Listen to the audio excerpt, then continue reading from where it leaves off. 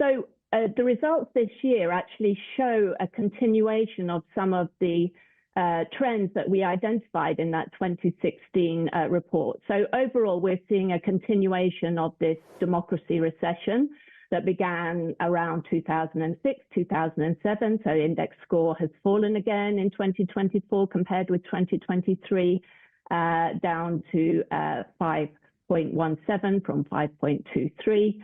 And over the past decade, we've seen this continuing decline. Now, a lot of that is being driven by the rise or entrenchment of authoritarian regimes. So over the past decade, we've seen an increase of 8 in the number of authoritarian regimes, countries classified as authoritarian regimes. There's now 60 compared with 52 back in 2014.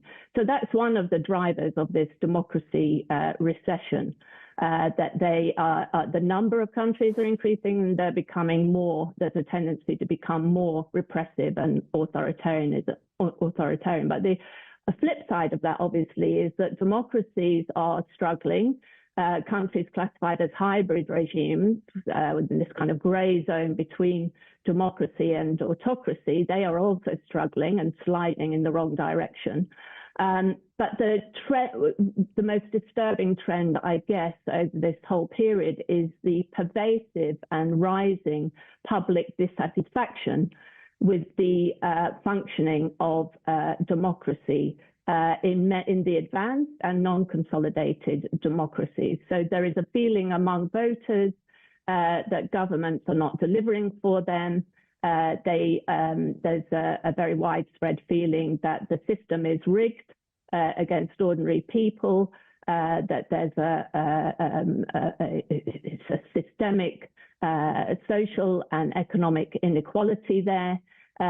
People feel that they don't have a voice in politics, that the mainstream political parties do not represent them, do not consult them sufficiently or at all about issues of public interest and concern. So that was what was driving the vote for Trump in 2016 and again in 2024. Well, let me take you to Germany, where we've seen just that, just what you described, this massive rise in support for the AfD. They came in second in the polls, record voting, record support for this party, and yet they're not going to have a seat at the table in government. CDU has categorically ruled out ruling or governing Germany in a coalition with AfD. What are the long-term consequences of a population legitimately voting a party like this into second place, but then not acknowledging that presence at the government level? Well, I think the consequences are quite worrying, actually, because the consequence of this is that this party is obviously representing a demand for change on the part of voters who have genuine grievances and concerns about important issues.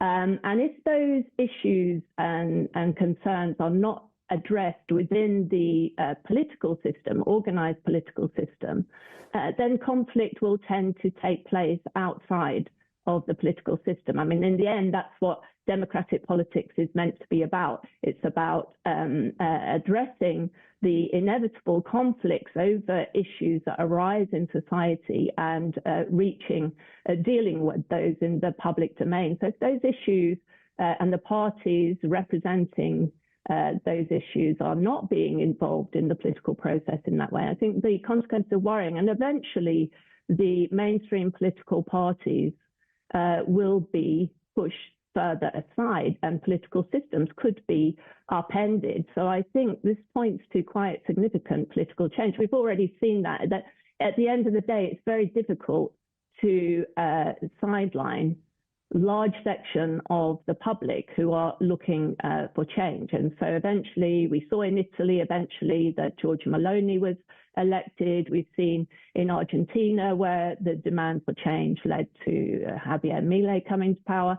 In the UK, where we also had an election last year, we've seen a slump in support for the Labour government and a rise of Nigel Farage's Reform UK. So I think we are going to see very significant change in the coming years. And also what's happening is that the political space is opening up. There is more political competition.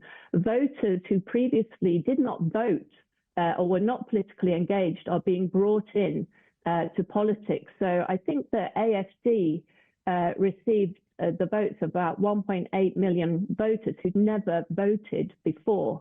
And in general, there's a very high turnout there, which shows there's a polarization and a demand for change. So unless these kind of democratic deficits, as we identify it, are addressed by the mainstream political parties, this is the direction of political change in future. You know,